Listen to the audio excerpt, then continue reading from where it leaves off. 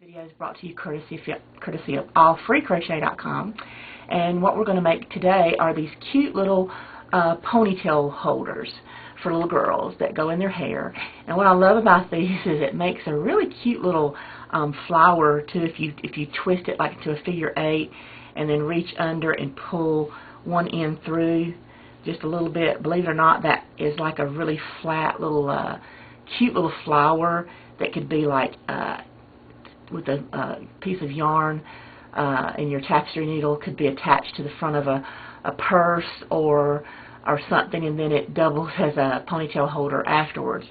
And I just thought they were really cute. Now, one little thing I want to say about these, you go to any store like Walgreens, Walmart, CVS, or somewhere like that, and you buy these little ponytail holders, these thick ones, and I prefer the thick ones because they're a little bit more sturdy than the skinnier ones. You could try the skinnier ones, but really these really work the best. And another little thing about doing this, really the only yarn that really works and makes them really pretty and frilly, almost lettuce leaf looking like this, is to use the sugar and cream yarn, and I like to use the variegated because it's really pretty. This is the stripes, and all the other ones I've used is variegated. You can just use a plain color, but the variegated really is very pretty and makes them look pretty, and little girls like bright colors, so those are a lot of fun to do. It really does not work with other yarns.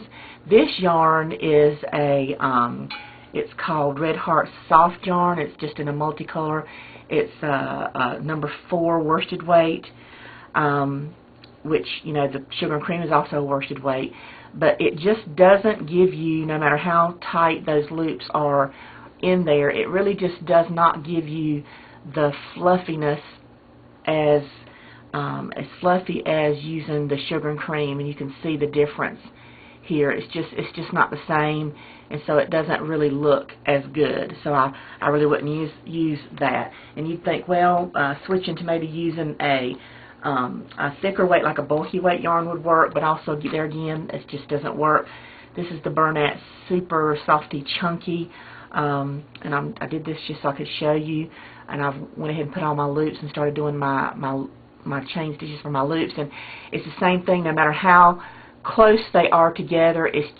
They're just not you know, floppy, wiggly enough. They tend to sort of just sort of stand straight up on edge instead of ruffling in on themselves and making it look pretty like these do, because this is just very, very roughly and very, very pretty. And so, just my opinion, the sugar and cream is just the best yarn to use for this.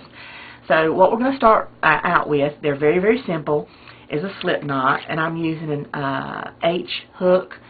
You can go up or down a size hook depending upon if you need to. And then you just do a slip knot, put it on your hook, and then, let me just move these out of the way a little bit so you can see better.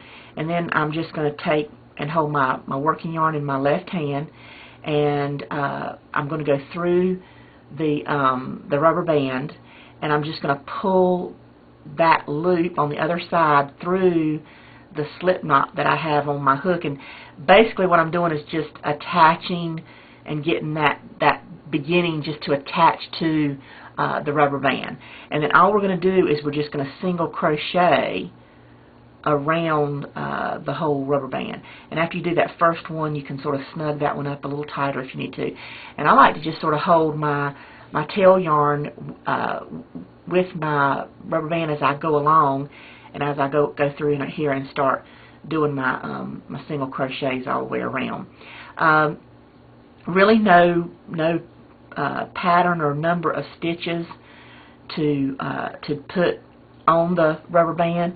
You just want to get it very full, so you just keep going around and around like so. And then you have to, like, every once in a while, you have to sort of scrunch them up.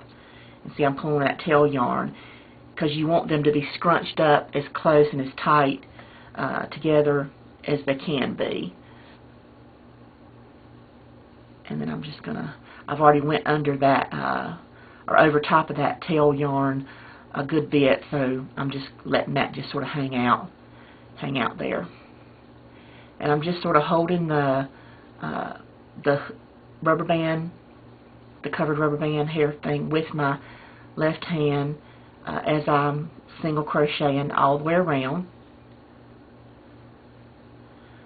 And you, like I said, there's really not a rhyme or reason as far as like to count. You just have to just keep going. And like I said, this sugar and cream really, or peaches and cream, I would think any kind of 100% cotton, dishcloth cotton type of yarn would work. But I have tried so many other different ones, and I've just been disappointed every time because it's just they're just not fluffy enough. They don't give enough ruffles to make it really look good.